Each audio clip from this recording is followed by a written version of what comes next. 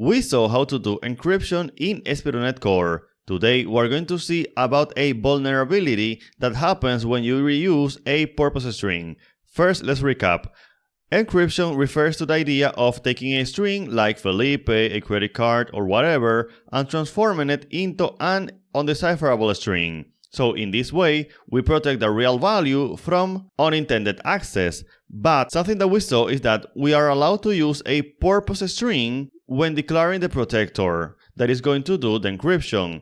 A purpose string, as we saw before, allows us to do cryptographic isolation, which means that, in simple terms, what you encrypt in one part of the system cannot be unencrypted in another part of the system.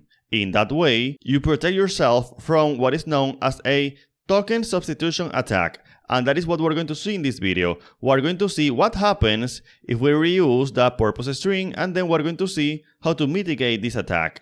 But before that, if you want to learn more about how to build minimal APIs using ASP.NET Core, buy my Udemy courses today. I have a course in which we use Entity Framework Core to access the database, and I have another course on minimal APIs with Dapper in which we use store procedures. So you can pick whichever you like, but in both we do data access with SQL Server, we build a user system, we deploy to Azure, and more. Link with a discount to these courses in the description of this video. Alright, so back to the tutorial. As you can see, I already activated that data protection API that allows us to do encryption in a simple manner. And here we have this endpoint that allows me to invite users to my application. Basically, let's suppose that this is an enterprise application and only users that get invited can register in it. So I have this endpoint that allows me to invite an user by their email. So I receive the email here. Then I use the iData protection provider to generate a protector, which is the service that allows me to encrypt a value. In this case, I encrypt the email. Then I use that encryption output as a token, which I'm going to send in an email to the user. In our case, we're just simply returning the URL, but you can pretend that we're sending this to the user by email. So they are expected to receive the email, click on the URL, and then they will be allowed to register in our application. Pretty simple stuff. Here, as you can see, we have this validate invitation endpoint in which we receive the token. You can see that we instantiate a protector here, but this time to unencrypt the token. As you can see here, we get the email and then we say you are allowed to register. Of course, if this operation is not valid, then we return that token was not valid. Again, something that we saw in the previous video.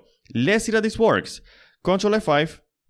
Let's just see that this works before showing you the vulnerability. Let's come to the console. Here I have the console. I want to copy this. Let's come to Postman. Let's come here and let me say invite and let me say this felipe@example.com. So send, and as you can see we have here the URL with the token. Let me click on it.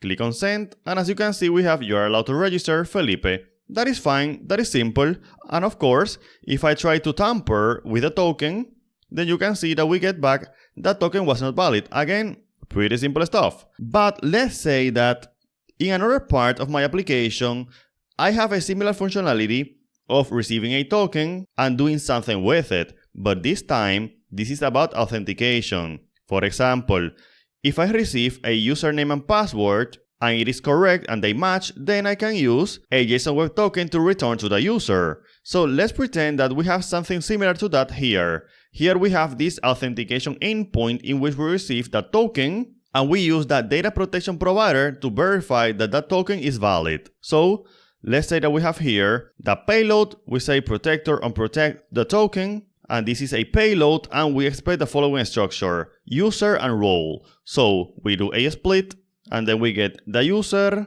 and then we get the role. And so we say welcome user, role. So in this way, if somebody has access to a token that's valid, they can authenticate themselves even without having username and password to authenticate themselves. And of course, if this is invalid, then we're going to return the token was not valid. Again, pretty simple stuff. So let's see what the vulnerability is.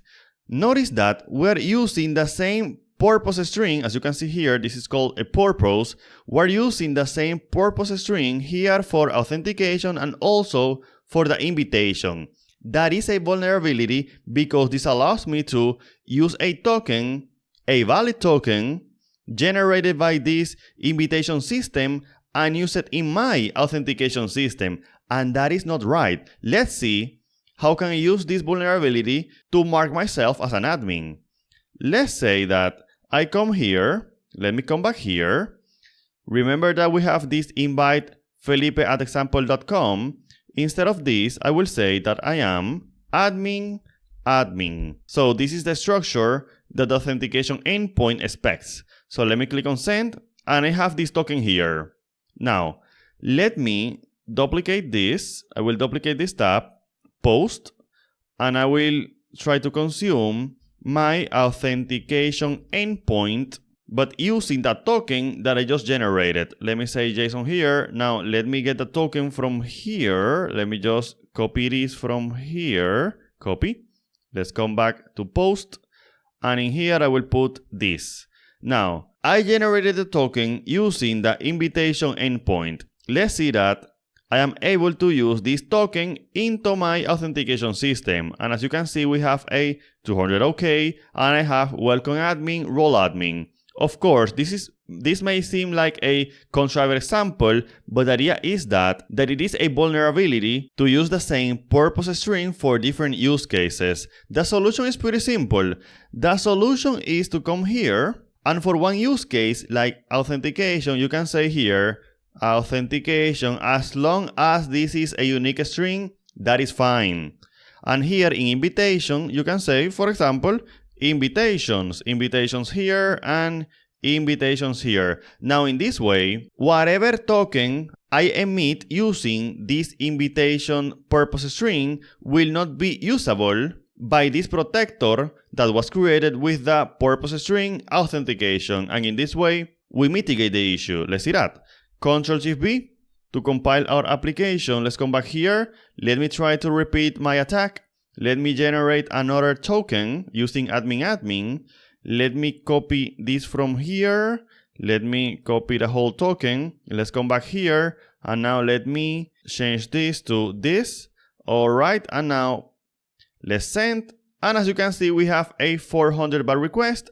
That token was not valid. Why? Because now there is a cryptographic isolation between the systems, between the protectors, which means that what I encrypted in one part of the system for one purpose was not able to be unencrypted in another part of the system for another purpose. And that is an extra layer of security that we must use. Now again, this may have been a contrived example, but the idea is that if you are not careful when reusing purpose strings, you can open yourself to attacks like this. So the best practice is to always use a unique purpose string for different use cases. Thank you.